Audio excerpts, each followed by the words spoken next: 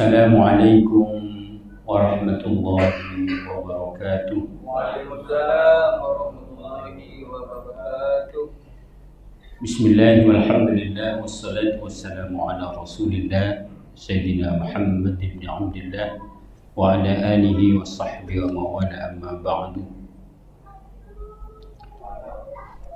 Yang terhormat, yang sama-sama kita hormati Direktur RSUD Muhammad Nur, Takmir Masjid Ar-Rasyid RSUD Muhammad Nur, dan para jemaah, Bapak Ibu rahimakumullah. Alhamdulillahirabbil alamin. Mari bersyukur pada Allah Subhanahu wa taala. Kembali kita bisa dipertemukan oleh Allah di masjid Allah ini, di rumah Allah ini, untuk menunaikan kewajiban kita. Yang pertama, kewajiban sholat duhur berjamaah, dan kemudian kita lanjutkan kewajiban untuk terus belajar. Tentu dengan harapan mudah-mudahan ibadah kita diterima oleh Allah dan Allah meridhoi kita semuanya. Amin ya rabbal alamin. Baik, mari kita lanjutkan, kita hemat waktu. Pada kesempatan siang ini masih seputar Quran surah Al-Hujurat. Insyaallah pada siang ini kita akan bahas 3 ayat, yaitu ayat yang ke-6 sampai ayat yang ke-8. Seperti biasanya kita awali dengan mengaji, tabarrukan, tafa'ulan, berharap rahmat Allah dari setiap huruf yang kita baca. Kemudian kita lanjutkan dengan memahami pesan yang disampaikan oleh Allah pada 3 ayat ini. Ayat ke-6 sampai ayat 8 Quran surah Al-Hujurat. Kita mulai. Saya ingin memotong-motong sedikit-sedikit biar panjenengan bisa ikut, biar juga dapat pahala dari mengaji. Setelah saya baca, panjenengan baca, kecuali pegang mushaf. A'udzu billahi minasy syaithanir rajim. Ayo sama-sama. A'udzu billahi minasy syaithanir rajim. Bismillahirrahmanirrahim. Bismillahirrahmanirrahim. Ya ayyuhalladzina amanu.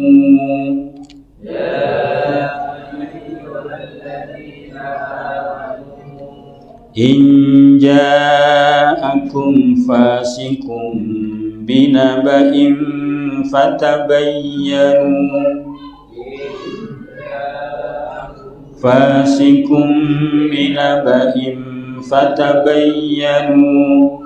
fatabayyanu an tusibu qauman bijahalan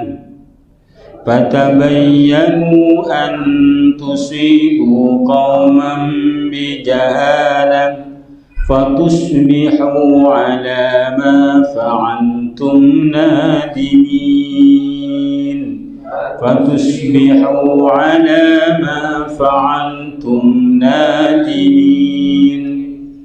Wa'lamu anna fikum Rasulullah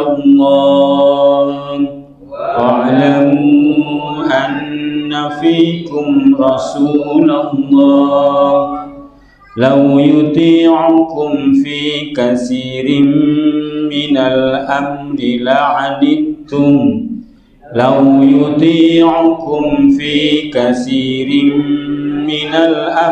la'anittum walakinna Allah habbaba ilaykumul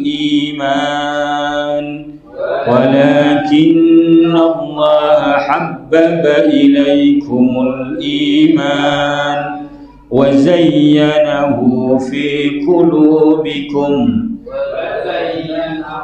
في قلوبكم وكره إليكم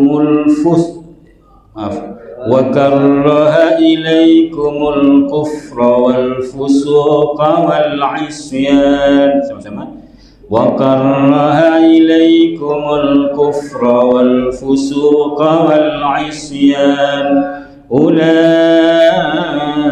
هم الراشدون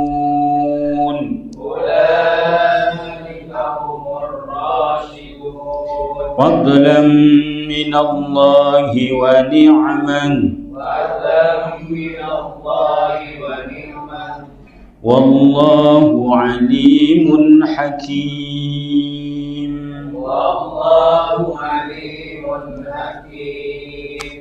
Ya, baik.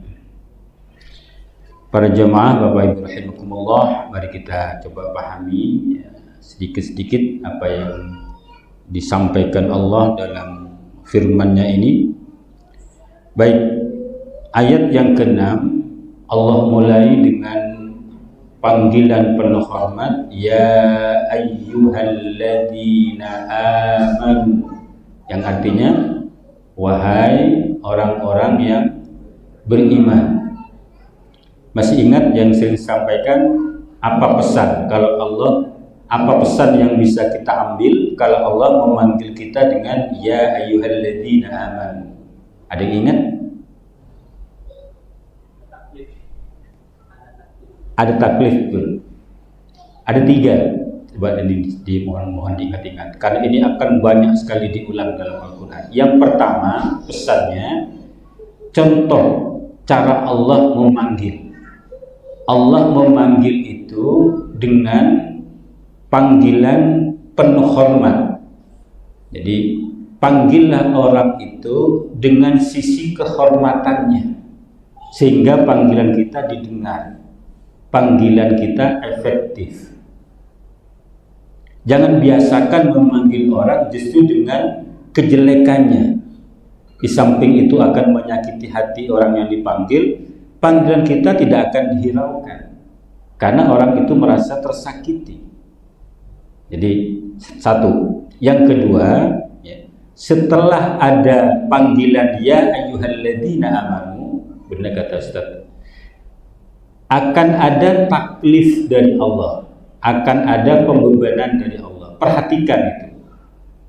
Jadi para sahabat itu kalau ada panggilan ya ayyuhalladzina amanu, itu langsung betul-betul menyimak apa yang bisa kami lakukan, apa yang harus kami lakukan. Jadi setiap Allah panggil ya ayyuhalladzina amanu, setelah itu akan ada taklif, kewajiban atau larangan yang datangnya dari Allah. Itu yang kedua.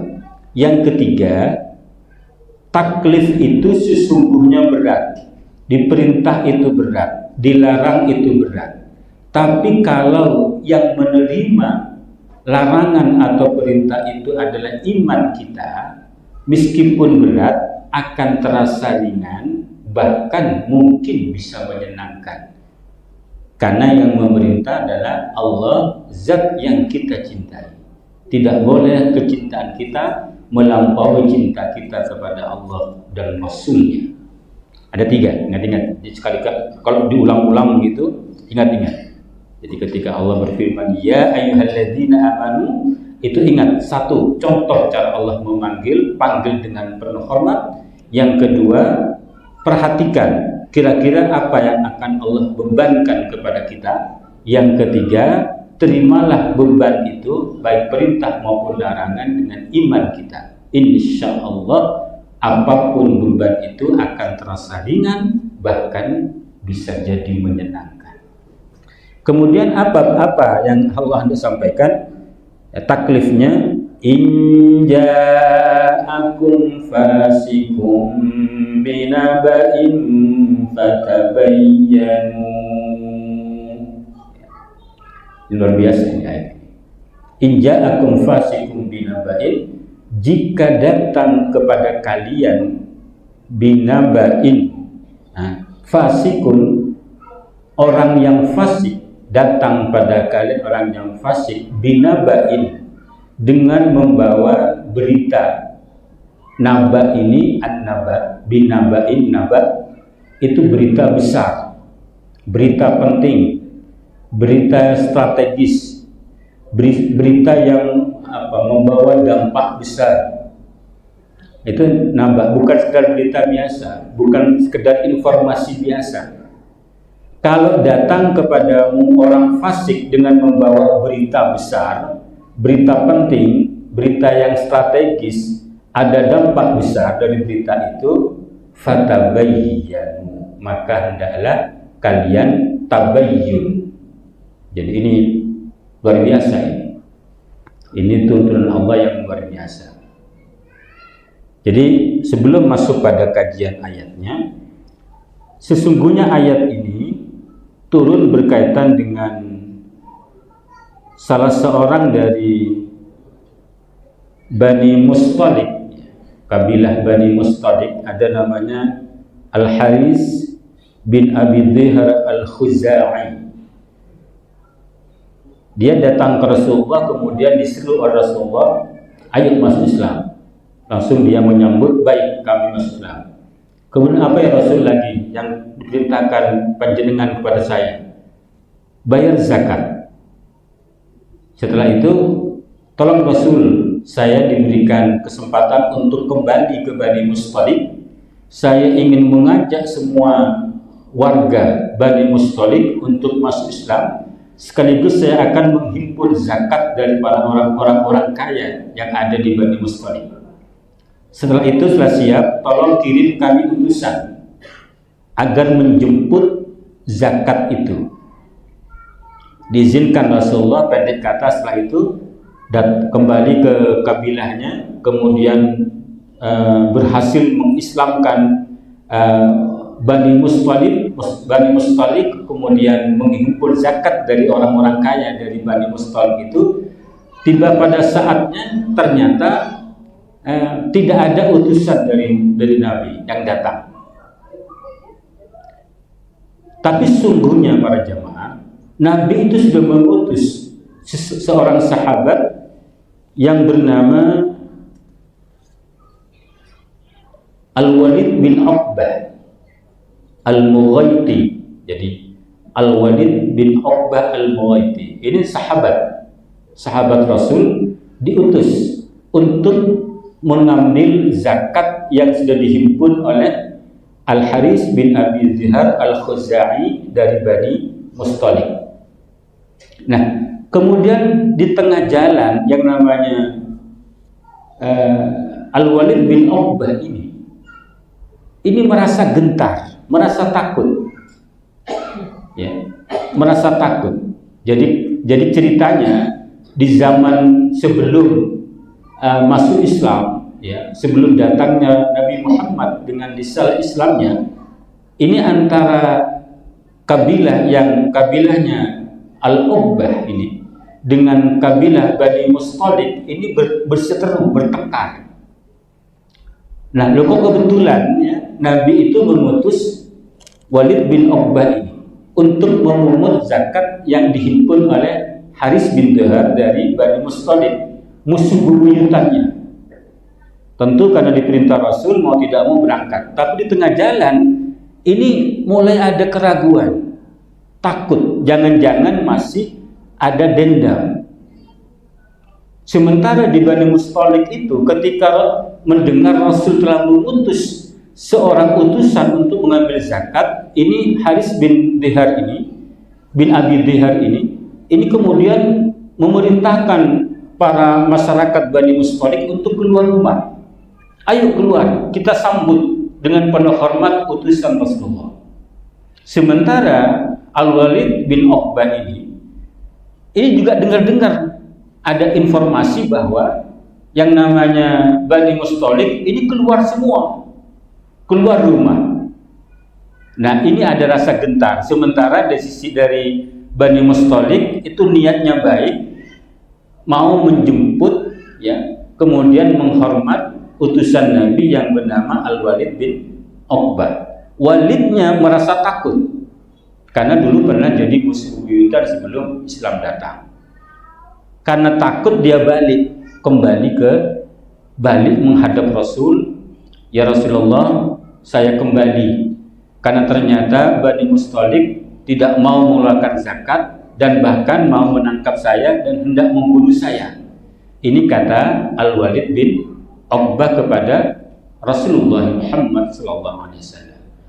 Mendengar itu baginda Nabi marah gitu loh. Loh, ini gimana Harith bin Abi Dihar ini? Dia janji akan mengislamkan Bani Mustalik, kemudian menghimpun zakat dari para orang-orang kaya. Lah kok kenyataannya begini? Rasul kemudian mengirimkan utusan lagi, tapi lain, lebih banyak. Sejumlah orang diutus ke Bani Mustalik. Sampai di sana, ini konfirmasi yang namanya utusan ini. Loh, ini kenapa kamu mau menangkap dan membunuh utusan Rasul yang itu hendak mengambil zakat yang kamu himpun? Ternyata kemudian salah paham kan gitu kan. Demi Allah, tidak ada niatan itu yang ada pernikahan. Kami ingin malah keluar rumah menyambut datangnya utusan Rasul itu yang bernama Al-Walid bin Uqbah itu, tapi kemudian ternyata dia balik. Informasi yang disampaikan Rasulullah ternyata beda kan begitu kan. Setelah itu dari Bani Mustalik ini datang langsung menghadap Rasulullah menyampaikan kebenarannya. Rasul konfirmasi sampai bersumpah tidak demikian ya Rasulullah. Jadi akhirnya apa yang terjadi? Turunlah ayat ini. Wahai orang-orang yang beriman, jika datang kepada orang fasik maka tabayyunlah, cari dulu kebenarannya. Baik, ada banyak persoalan yang perlu kita bahas pada kajian ayat ini. Yang pertama, Bapak Ibu rahimakumullah, kira-kira siapa yang disebut fasik pada ayat ini? Fasik.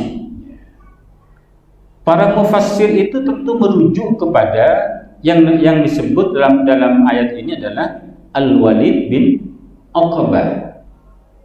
Padahal ini sahabat Rasulullah.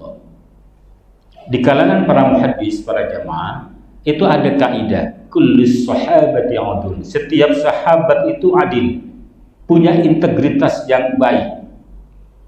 Tapi ternyata kenapa yang menjadi sebab turunnya ayat ini kemudian Allah sebut dengan ija'akum fasikun, orang fasik, itu adalah yang bernama Al-Walid bin Uqbah, sahabat Rasulullah, orang yang dipercaya Rasul ini, sehingga sampai diutus Rasul untuk memungut zakat atau amil zakat lah sekarang, amil zakat. Jadi amil zakat itu orang yang diutus oleh pimpinan negara untuk memungut zakat dan mendistribusikan zakat. Bukan panitia-panitia zakat gitu ya, di masjid-masjid itu bukan amil zakat gitu. Di sekolah-sekolah ada panitia penghimpunan zakat fitrah, itu bukan amil zakat. Artinya tidak berhak dia menerima atas nama amil zakat, tidak berhak menerima bagian dari zakat atas nama amil zakat. Nah, tapi para ulama ini tetap berupaya menjaga kaidah bahwa setiap sahabat itu sungguhnya punya akhlak yang mulia. Jadi dicari tahu sebabnya. Di antara sebabnya adalah karena yang namanya Al-Walid bin Uqbah ini dulunya musuh bebuyutan dari Bani Mustalik gitu, sehingga dirinya ragu, gentar kalau dia datang ke sana jangan-jangan dendam lama itu masih ada. Akhirnya balik, dan salahnya kemudian dia mengada-ada kepada Rasulullah Muhammad SAW. Tapi kemudian Walid ini taubatnya luar biasa, yang kemudian menjadi gubernur terbaik pada masa pemerintahan Khalifah Utsman bin Affan. Dia diangkat sebagai gubernur, terus lanjut menjadi gubernur, diangkat oleh Umar, lanjut tetap ditetapkan menjadi gubernur oleh Khalifah Utsman, dan dinilai menjadi gubernur terbaik pada masanya. Gitu. Jadi berangkat, para sahabat itu manusia, ya, tidak maksum seperti Nabi. Pasti ada kesalahan. Tapi ketika ditegur oleh Allah, dalam ayat ini itu menjadi satu penyesalan yang luar biasa. Sama dengan kemarin ayat kedua. Nah, Abu Bakar dan Umar ditegur oleh Allah, itu kemudian menjadi penyesalan luar biasa yang tidak akan diulang selama-lamanya. Bukan tobat lombok lagi, kita tobat lombok gitu. Ketika pedes itu, waduh, nggak mau rujak lagi pedes. Tapi ketika selesai lama-lama itu, akhirnya ulangi lagi. Sama ibu-ibu juga kan, ibu-ibu itu. Ketika melahirkan sakit pak, sakit aja kok tak ngandung boleh. Nah, kita itu lupa ngandung boleh. Ya tidak apa-apa, demi kebaikan itu, kebaikan, tidak ada masalah. Jadi sesungguhnya para sahabat itu tidak maksum, tidak terjaga di kesalahan. Tapi ketika ada kesalahan, itu tidak akan diulangi lagi. Jadi itu menjadi catatan sejarah yang luar biasa untuk dirinya. Cuma ada kaidah begini, ya Bapak Ibu rahimakumullah. Ini memang peristiwanya menyangkut satu orang yang bernama Al-Walid bin Uqbah. Cuma panjenengan perhatikan kaidahnya ayatnya, in ja'akum fasikun, jika datang pada kalian, wahai orang-orang yang beriman, jika datang pada kalian. Maknanya apa? Meskipun ini hanya satu orang yang menjadi penyebab, tapi sungguhnya ini menjadi catatan juga untuk kita semua. Kita tidak tahu teman kita, saudara kita, sahabat kita, sama-sama tidak tahu. Jangan-jangan mungkin ada penyesatan dari orang-orang yang kita kenal, yang dekat dengan kita. Jadi setiap informasi itu harus ditabayyun. Kita nanti akan bahas pelan-pelan, insya Allah. Baik, fasik itu apa, Bapak Ibu rahimakumullah? Ada yang tahu fasik? Fasik itu kharijun an hududiddin awis syar'i. Disebut fasik itu, makna fasaqa itu artinya keluar.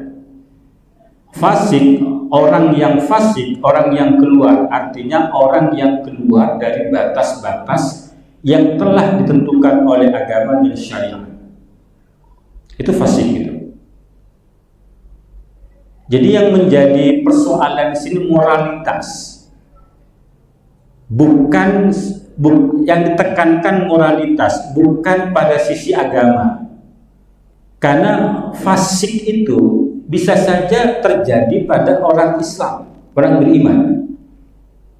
Bisa juga terjadi pada yang tidak beriman. Jadi namanya kejujuran bisa saja muncul dari orang yang tidak beriman biasanya. Jadi apapun agamanya sesungguhnya itu harus konfirmasi dulu, karena boleh jadi informasinya menyesatkan, informasi bohong atau hoax. Pada zaman sekarang ini melalui media massa, melalui media sosial. Nah, karena ini berkaitan dengan moralitas, Bapak Ibu rahimakumullah, tidak ada jaminan pada kita bahwa diri kita atau orang lain itu tidak menjadi orang fasik, sehingga perlu ada tabayyun. Kalau dalam penelitian di dunia akademis itu perlu ada namanya validasi data, validasi informasi. Gimana caranya? Setidaknya ada dua. Dan ini sudah dilakukan oleh ulama kita dulu. Saya ingin cerita luar biasa ulama kita dulu. Jadi tradisi akademik di dunia perguruan tinggi sekarang untuk menguji apakah informasi itu benar. Misalkan hasil wawancaranya satu orang, benar nggak dia ketika berkata? Itu caranya dua.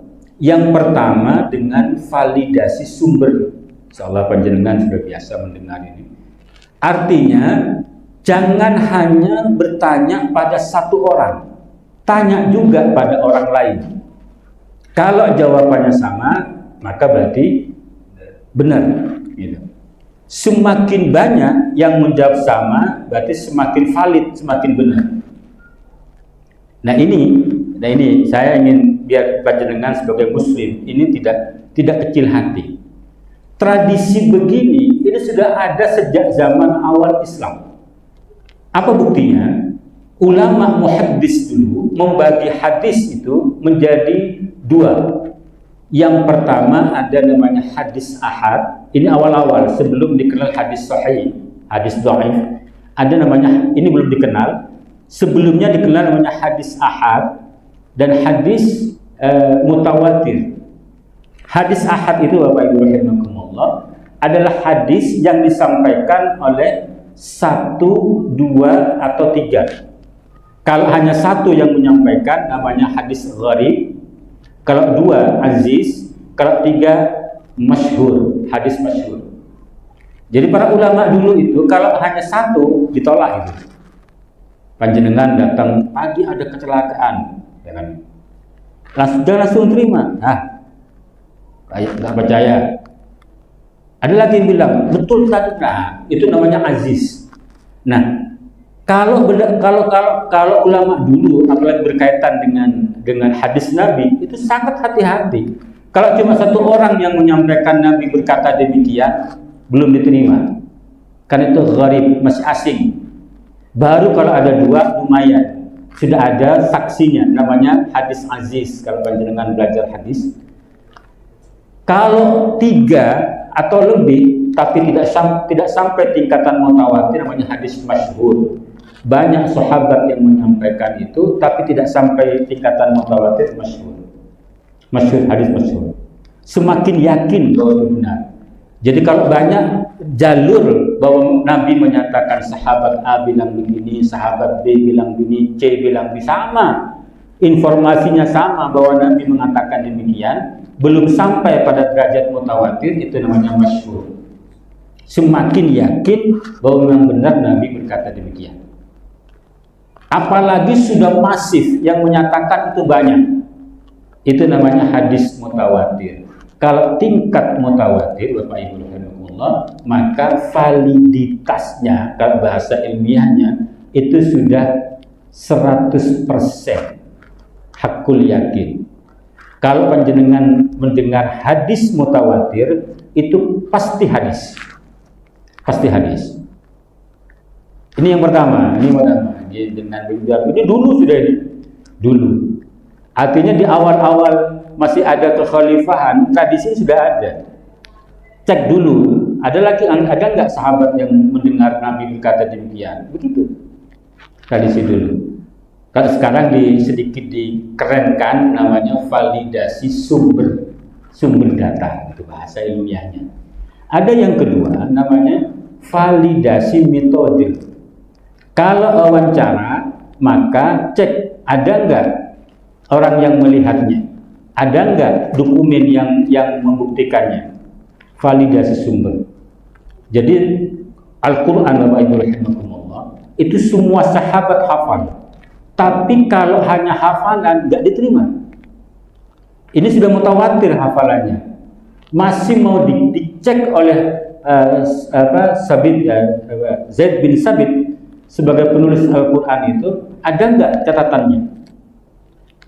Dokumennya ada nggak? Itu karena kehati-hatian. Jadi namanya sahabat itu penghafal Quran. Tapi ketika hendak dibukukan oleh Zaid bin Sabit, cek dulu metodenya. Ada nggak? Kalau itu kan hafalan semua. Saya ingin tahu ada nggak yang nulis. Sehingga hampir saja kata Zaid bin Sabit, itu akhir surah At-Taubah tidak akan dimasukkan ke dalam Al-Quran karena sulitnya ditemukan sahabat yang menulisnya. Untungnya ada Ibnu Abi Khuzaimah yang punya catatan, dia menulis tatkala sudah menyatakan bahwa gimana tuh Pak intawallau Astagfirullah, yang bisa kita baca laqad ja'akum rasulun min anfusikum, terus intawallau faqul hasbiyallah. Ya Masya Allah, luar biasa. Kami itu hampir saja tidak ditulis itu, karena tidak ada catatan. Tradisi itu sudah lama, maka jangan pernah minder. Ya ini keren, ini tidak ilmiah. Dulu sudah ada, gitu ya. Dulu sudah ada. Itu baik. Kemudian yang kedua, di samping jumlah, untuk tabayyun. Yang kedua adalah ada kata-kata fasikun. Artinya yang perlu ditabayyuni itu kalau informasi itu dari orang fasik. Gimana kalau orang yang adil, yang terpercaya? Berarti boleh kita menerima informasi kalau kita yakini itu adalah adil. Nah, ini nanti akan melahirkan hadis sahih. Hadis sahih. Jadi hadis sahih itu rahimahullah dipopulerkan oleh Imam Asy-Syafi'i dalam kitabnya Ar-Risalah. Pada masa Abu Hanifah, Imam Abu Hanifah itu yang dipakai itu hanya hadis mutawatir, paling tidak masyhur. Tapi akibatnya banyak hadis yang enggak terpakai oleh Imam Asy-Syafi'i. Sesungguhnya banyak orang itu tidak kemudian menjadi satu-satunya untuk menerima hadis. Tidak menjadi satu-satunya untuk menerima hadis. Boleh jadi hanya satu orang sahabat yang meriwayatkan, tapi sahabat itu terkenal kejujurannya, terkenal kuat hafalannya. Sehingga ketika satu orang yang menyampaikan, tapi yakin kita dengan kejujurannya, atau kalau bahasa syar'inya, keadilannya, adil adalah dalam bahasa syar'i, maka tidak ada salah keterima. Ayat ini memang memberikan satu pesan kita, kalau orang fasik yang menyampaikan informasi, tolong validasi dulu.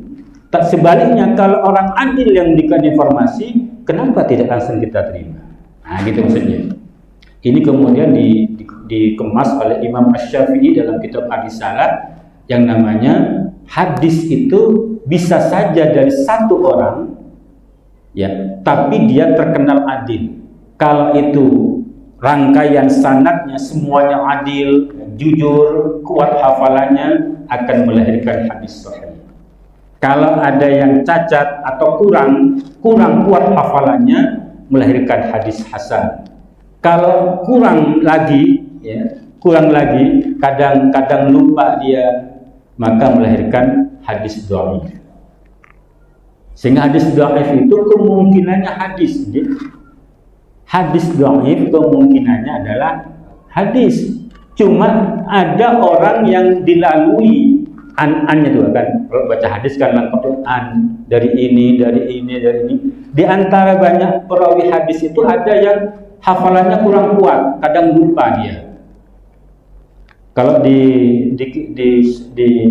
penelitian hadis, ulama dulu itu kalau memang dia lupa sebut, karena itu berkaitan dengan validasi hadis. Dia memang jujur, cuma kadang lupa dia. Maka nilai hadisnya menjadi dhaif. Kalau hasan atau turun menjadi dhaif.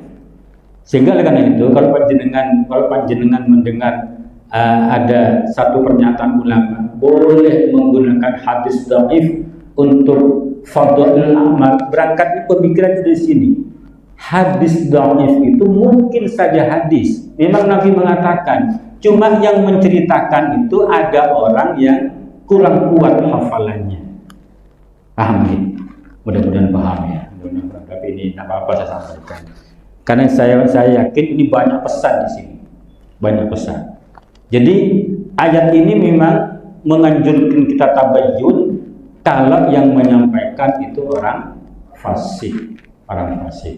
Tapi tentu alangkah baiknya orangnya sudah jujur, ada bukti, ada orang lain yang menjadi saksi, itu luar biasa.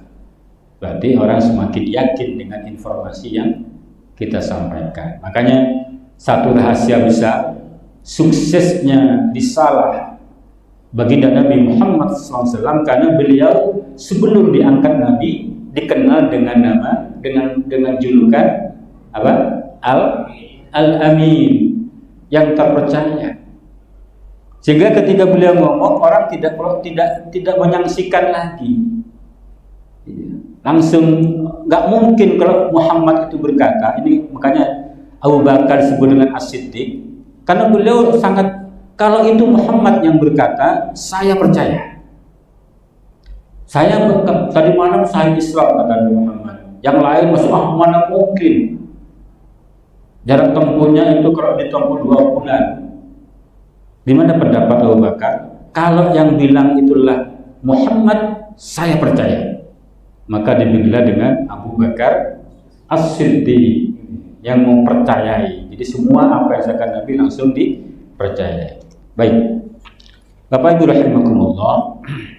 Kemudian hal lain yang penting ya untuk saya sampaikan, di sini ada perintah tabayyun.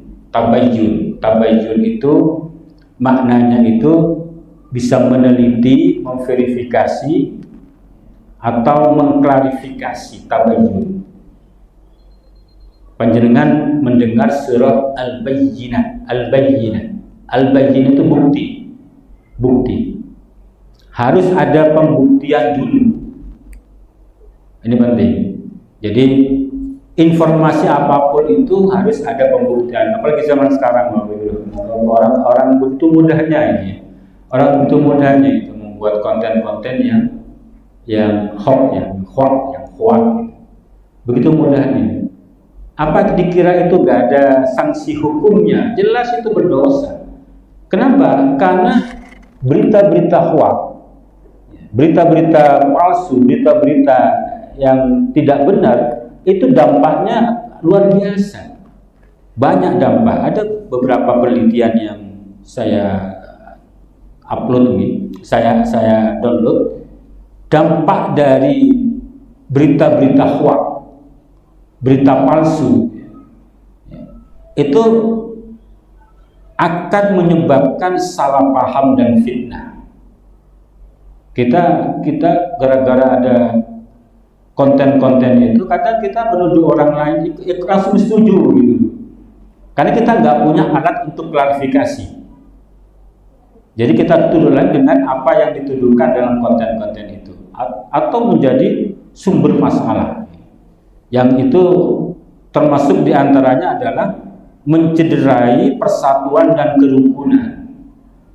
Banyak masyarakat bertengkar gara-gara itu.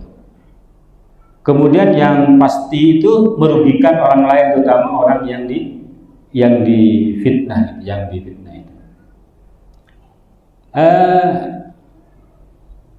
Yang tidak kalah pentingnya,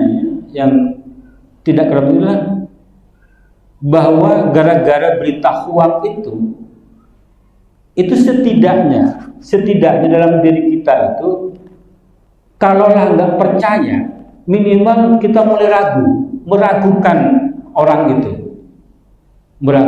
betapa dahsyatnya konten-konten netizen mempengaruhi persepsi masyarakat. Jadi memang gini kan, satu hal yang buruk, yang jelek, tapi dikemas dengan kemasan baik dan diulang-ulang, lama-lama itu akan dinyatakan baik dan benar ketika sudah mampu mengubah persepsi masyarakat. Sesuatu yang jelek dikemas dengan kemasan baik dan diulang-ulang, itu suatu saat akan menjadi sebuah kebenaran. Itu penting kita. Kadang kita ini terlalu lugu. Kita sudah ada posisi benar, tapi kadang kita malu untuk menyampaikan kebenaran itu. Banyak kan terjadi ini zaman lagi tidak baik-baik saja. Zaman lagi tidak baik saja. Nah, imbasnya apa? Ya, antusibu qauman bijahalatin fatusbihu ala ma fa'altum nadimin. Itu menyebabkan kalian nanti satu kaum itu akan menyebabkan tertimpa sesuatu karena kebodohan, karena ketidaktahuan. Itu kan hampir saja Nabi itu mengirimkan, kalau nggak segera diklarifikasi, hampir saja memerangi Bani Mustalik itu. Karena dia sudah berislam, dia mani'uz zakat, tidak mau bayar zakat.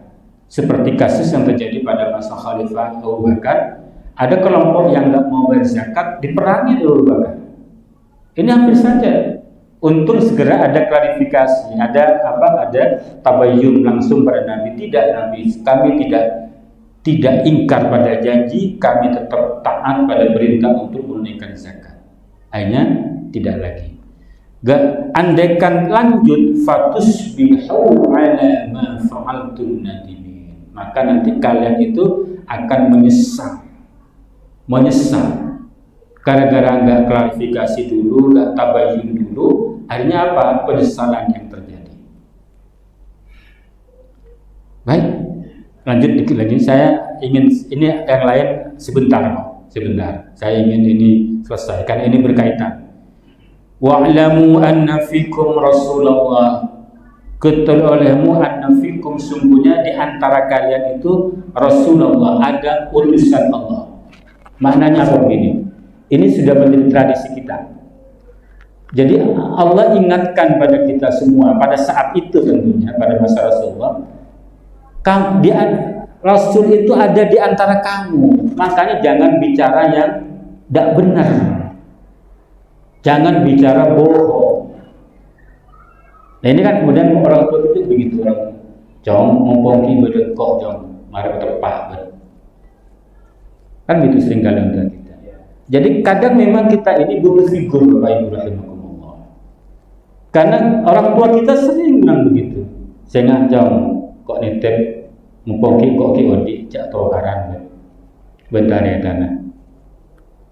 Karena setelah figur orang tua nggak ada, tidak mustahil anak-anaknya itu bertengkar. Ada yang rebutan warisan di Madura, rumahnya dibongkar.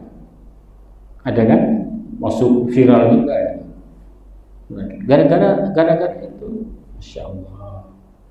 Jadi Allah menyebutkan, lo ini masih selagi ada utusan Allah Rasulullah, kamu kok bicaranya ngawur, kamu kok bicaranya bohong. Gimana nanti Rasul nggak ada? Kan begitu ini tegurannya. Ayo hati-hati bicara, jujur bicara. Makanya Allah mengatakan wa'lamu anna fikum Rasulullah law yuti'ukum fi katsirin minal amri la'anittum.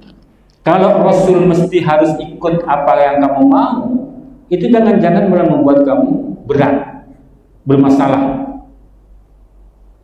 Karena kadang begini, kadang pemimpin itu karena tidak kuat dorongan dari yang dipimpinnya, aja ikut kata yang dipimpin ya. Padahal kalau bersama Rasul itu dalam bimbingan wahyu. Kalau Rasul langsung tegur. Tapi kalau Rasul harus ikut pendapat, masukan dari sahabatnya, jangan-jangan nanti malah menjadi masalah besar. Jadi Allah menunturkan semestinya kamu loh yang harus ikut Rasulullah. Ini mungkin pada pertemuan sebelumnya kita sudah bahas panjang lebar ya. Kemudian walakinnallaha habbaba ilaikumul imana wa zayyanahu fi qulubikum. Tapi Allah kemudian membuat cinta ya kepada kalian gara-gara iman. Kemudian menghiasinya dalam hati kalian. Ini kembali pada kasusnya Al-Walid bin Uqbah dengan Bani Mustaliq. Itu kenapa sih Al-Walid itu kemudian mengarang cerita seakan-akan dia mau ditangkap dan dibunuh oleh Bani Mustaliq karena dulunya pernah berseteru, bermusuhan. Tapi dengan iman, dengan kesamaan iman, maka seharusnya itu selesai. Itu mereka, di antara mereka adalah sudah sama-sama orang beriman. Sama orang beriman itulah bersaudara, kan? Bersaudara. Jadi ikatan saudara yang paling kuat itu kalau didasarkan kepada ikatan iman. Itu mestinya begitu. Allah mengatakan begitu. Ayo kamu bersaudara, nggak usah bertengkar, sama-sama mukminnya. Itu mestinya gitu.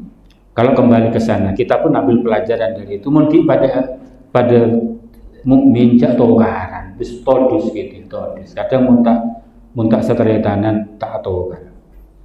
Wa karraha ilaikumul kufra wal fusuqa wal isyan, dan membuat benci kepada kalian al kufra kekafiran, wal fusuq kefasikan, wal isyan dan maksiat, kemaksiatan.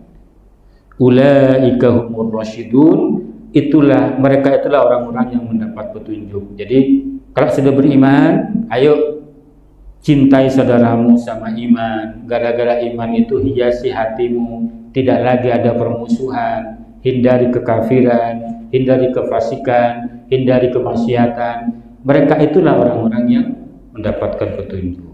Setelah itu Allah tutup pada ayat ke-8, fadlan minallahi wa ni'mah, yang bisa kita baca kalau terawihan ya.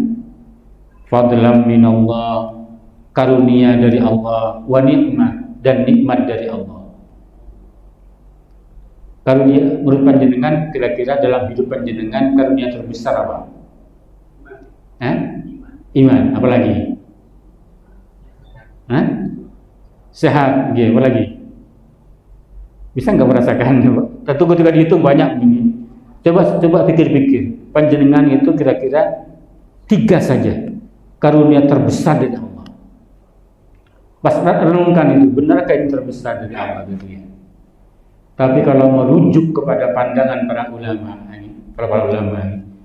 sesungguhnya karunia terbesar dari Allah itu ketika kita diberikan kesempatan oleh Allah untuk berinteraksi dengan Al-Qur'anul Karim. Itu paling besar itu. Panjenengan hadir di sini, ini nikmat terbesar menurut para ulama. Tidak semua orang punya kesempatan seperti itu. Alhamdulillah, semoga barokah Allah. Wallahu alimul hakim. Allah zat yang maha tahu lagi maha bijaksana. Shadaqallahul adzim. Semoga ada manfaatnya. Allahumma arhamna bil Qur'an waj'alhu lana imaman wa nuran wa hudan wa rahmah. Allahumma dhakkirna minhu ma nasina wa 'allimna minhu ma jahilna warzuqna tilawatahu ana al-layli wa atrafan nahar waj'alhu lana hujjatan ya rabbal alamin wal afu minkum wallahul muwaffiq wal hadi ila aqwamit thariq. Wassalamu alaikum warahmatullahi wabarakatuh.